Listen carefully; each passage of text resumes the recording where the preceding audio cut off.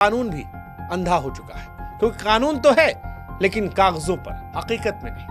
हमारे देश में दहेज के खिलाफ कानून बना है, दहेज निषेध अधिनियम 1961। दहेज लेना देना दोनों अपराध है, पर हकीकत यही है दहेज लिया भी जा रहा है, दहेज दिया भी जा रहा है। शादी होने से पहले यह तय होता है क्या लिया जाएगा, क्या दिया जाएगा। अरेंज मैरिजेस में 99%। यह कानून कागजों पर सख्त दिखते हैं, हकीकत में कमजोर है। इसकी वजह भी है, जांच में देरी। पुलिस मामले को गंभीरता से नहीं लेती, सबूत जुटाने में लापरवाही रखती है, गवाहों का डर होता है, भ्रष्टाचार जांच को कमजोर करते हैं, सुनवाई में देरी होती है, अदालतों में मामले सालों साल चलते रहते हैं, जब तक फैसला आता है गवाह बदल जाते हैं, सबूत गायब हो जाते हैं। सजा का भाव। दहेज हत्या के मामले में आपको जानकर अफसोस होगा कि आज तक एक भी हत्यारे को फांसी नहीं हुई। कुछ साल जेल, फिर जमानत। यही डर पैदा नहीं करता, यही हत्यारों को बेखौफ बनाता है। वो जानते हैं कि कानून का डंडा उन तक नहीं पहुंचेगा और समाज 4 दिन का तमाशा, फिर अगली घटना। हर रोज 18 मर रही, किसे फर्क पड़ता है। एनसीआरबी के आंकड़े हमें आपको परेशान नहीं करते, और ये परेशान करने चाहिए, क्योंकि पिछले 20 सालों में 1.5 लाख बेटियां मर चुकी हैं। और ये सिर्फ संख्या नहीं है, ये दर्दनाक सच्चाई है, वो सच्चाई जिसे हम आप नोटिस तक नहीं करते।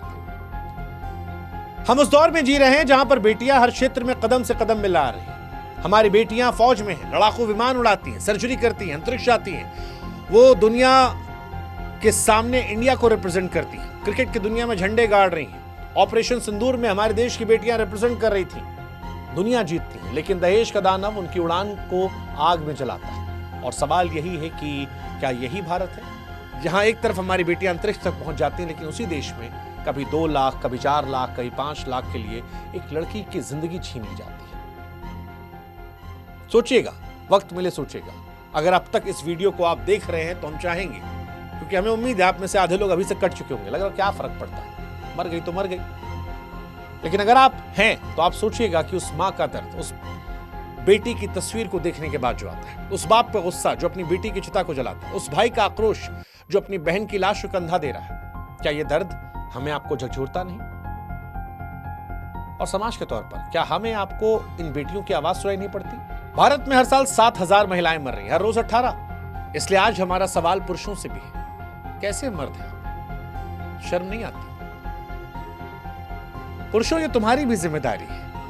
दहेज मांगना मर्दानगी नहीं, कायरता है। शादी कोई सौदा नहीं, रिश्ता है। एक बार कल्पना करके देखो कि तुम्हारी बहन, तुम्हारी बेटी या तुम्हारी मां की कोई कीमत लगाए कि इतनी कीमत दोगे तब लाएंगे घर पे, और नहीं दोगे तो जला डालेंगे। हर रोज 18 मर रही है लड़कियां, साल में 7,000।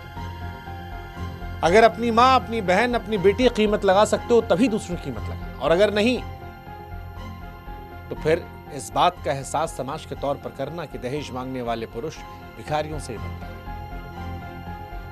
वो अपनी कमजोरियों को पैसे की मांग के भी छुपाते हैं। पुरुषों, वक्त अभी है, आपको भी बदलना होगा। अगर आप चाहते हो कि आपकी बहन, बेटी भविष्य में सुरक्षित रहे, जो आप कर रहे हो वो कहीं ना कहीं घूम टहल के लौट के आएगा।